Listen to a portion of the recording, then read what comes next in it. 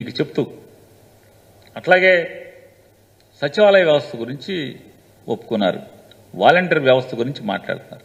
నేను ఒకటే మీకు చెప్తున్నాను, అసలు మీకు చంద్రబాబు నాయుడికి వయసు ముదిరిపోయి వయసు మీద పడి 75 ఏళ్ళు వయసు వచ్చేసి కాకపోతే ప్రజలు వాళ్ళు ఒకటి ఉన్నారు, చంద్రబాబు నాయుడు కానీ లేదా జగన్మోహన్ రెడ్డి గారు కానీ 5 ఏళ్ల పరిపాలన చూసి ఓటేస్తారా? 5 ఏళ్ల పరిపాలన చూసి ఓటేస్తారా? లేదా చివరి 2 నెలలు డబ్బులు ఎవడిచ్చాడని చూసేస్తారా?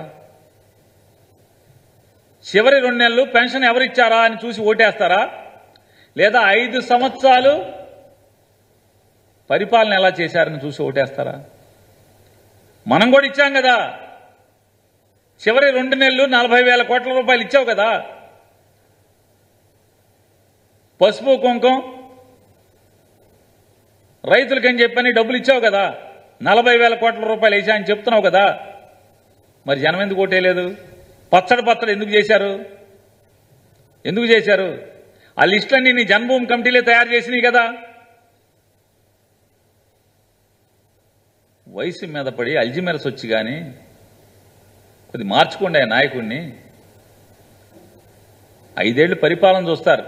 చంద్రబాబు నాయుడు 5 ఏళ్ల పరిపాలన చూశారు. చివరి 2 మాసాలు చేపను పట్టుకున్నట్టుగా, గేలానికి ఎర్రేసినట్టుగా పసుపు కుంకుమని, రైతుకి నేస్తమని ఇట్లాంటి ఎర్రలేసినంత మాత్రాన ఎర్ర తినేశారు. వాళ్ళ దారి నాలుగు జగన్మోహన్ రెడ్డి గారు గంపలో పడిపోయారు.